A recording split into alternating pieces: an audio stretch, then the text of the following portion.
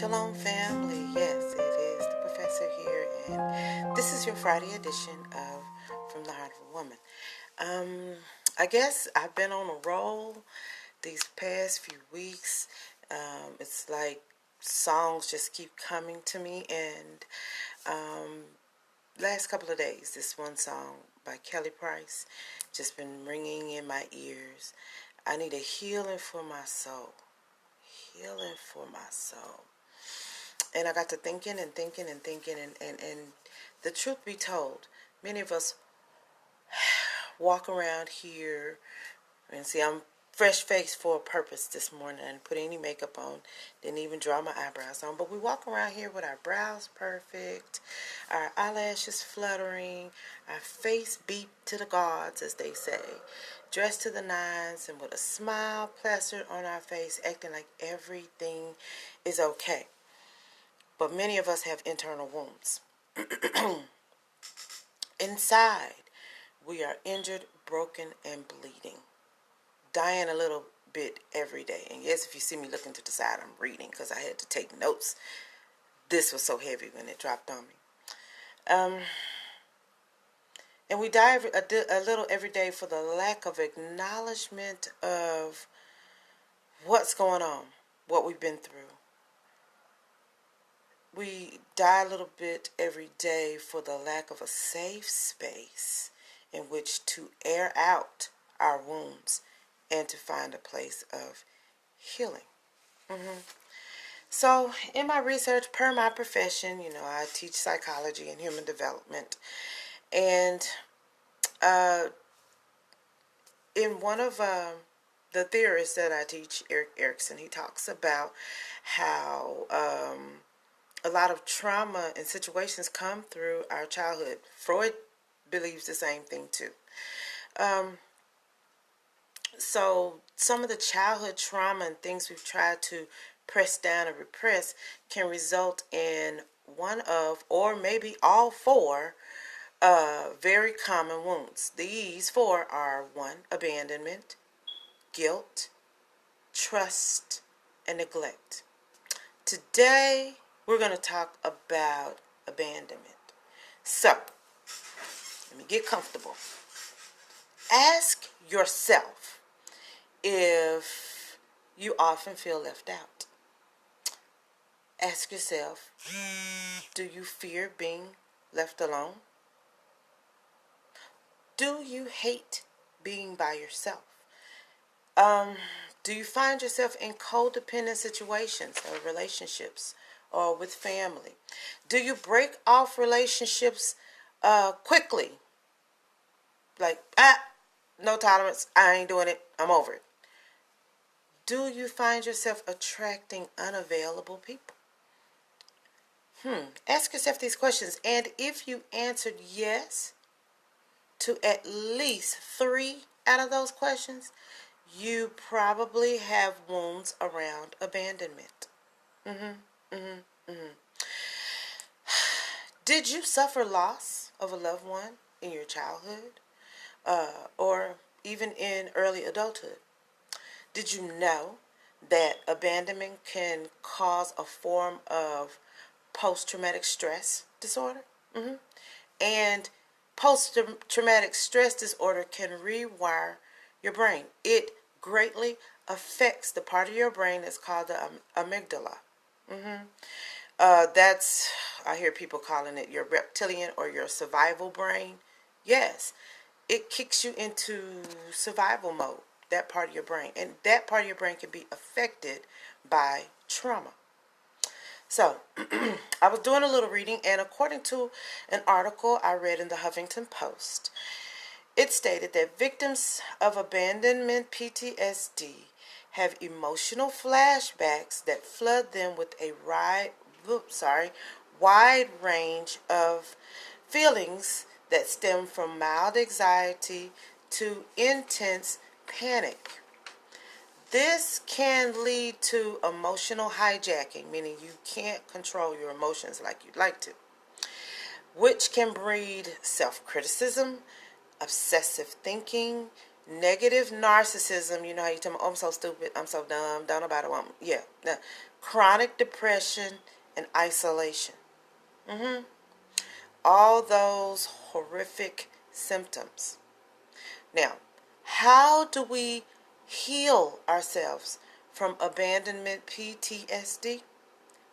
Well, I got to do some more reading, and according to this book called The Journey from Abandonment to Healing, written by author Susan Anderson, there are 5 things, 5 things that we can do to get to a place of healing. You ready? Let's get to those 5 things. Okay, first thing, revisit your childhood in those areas of loss and examine the beliefs you have around those things that you've adopted. Beliefs such as, I'm not lovable, I'm not worthy, something must be wrong with me, nobody wants me, or I have to do this or that in order to be loved by someone. Now, we know that beliefs are thoughts that we continue to think, and belief systems cause behavior. We do certain things based on what we believe about a certain thing. So if you start believing that you're not lovable, you will behave in a way that prevents you from being lovable. If you think you have to do certain things to be loved, you find yourself automatically giving and doing and overdoing in order to capture someone's attention. All right, second thing we can do to get to healing from abandonment is acknowledge past hurts. Yes, in our society, we have been taught to swallow our pain and to move on, plaster a smile on our face, and smile through our tears. But the trauma that we've endured still resides in ourselves, in our body. That trauma is still there. So what we need to do is we need to take the time to bring to the surface what hurt us.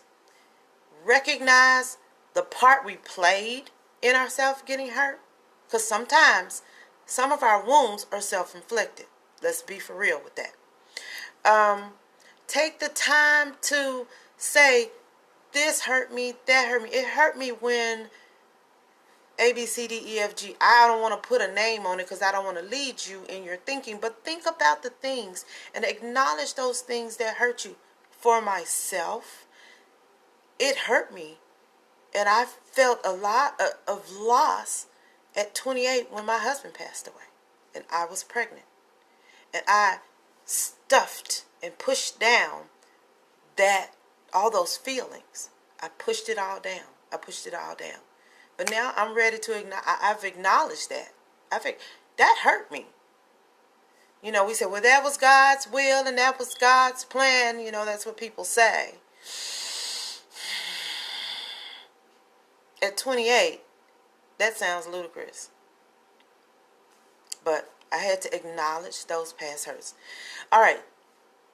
Thing number 3 we can do that can take us from abandonment to healing is take time to be emotional. Take the time to feel what you feel. Feel all your feels. It's okay to be sad. It's okay to be angry. It's okay to feel grief. It's okay to cry if you need to. It's okay to scream into your pillow. It's okay to shout to the heavens. It's okay to take a run while tears fall. They had a song, I wish it would rain. So nobody would see them cry, but they got to get theirs out. Now, it's okay to do these things, but make sure that you do this work in a safe space. You don't want to hurt anybody else in the middle of you emptying and feeling your feels. Okay? Now, thing number 4 that we can do to get from abandonment to healing is remember that we are not alone. We're not alone in trauma. We all have some past hurt that we don't talk about.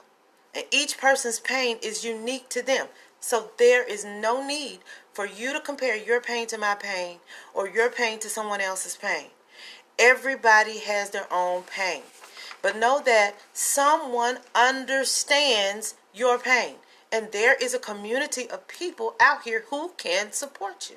Seek your tribe. Seek support. Get support. You can go to counseling, or there's therapy or coaching. It's all available to you. You don't have to get to healing alone. Thing number 5 we can do is let love in. When you've endured this kind of trauma, feelings around self-worth creep up, and it hinders us from being vulnerable. We don't accept compliments. Somebody say, oh, that's cute, just all this old thing. We deflect. We don't readily accept hugs or gifts or favors. We question it and we doubt it. I know it's hard, but we've got to learn how to say thank you when someone says nice dress, or when someone says your hair is pretty. It's okay. It's okay to accept compliments. Real talk, at the end of the day, we must get to a place where we are healing our abandonment issues and understand that healing takes work. Now, we can choose to do the work, or we can remain as we are. As for me, I'm going towards my healing, and I'm going to get the healing that my soul needs. And with the help of the Most High, I'm going to get it. I'm going to get it. How about you? How about you? Now, I did say that there are 4 areas of hurt, and so probably next week we'll talk about another area. Okay? All right. Well, I'm going to get to my Friday. Got a lot I got to do.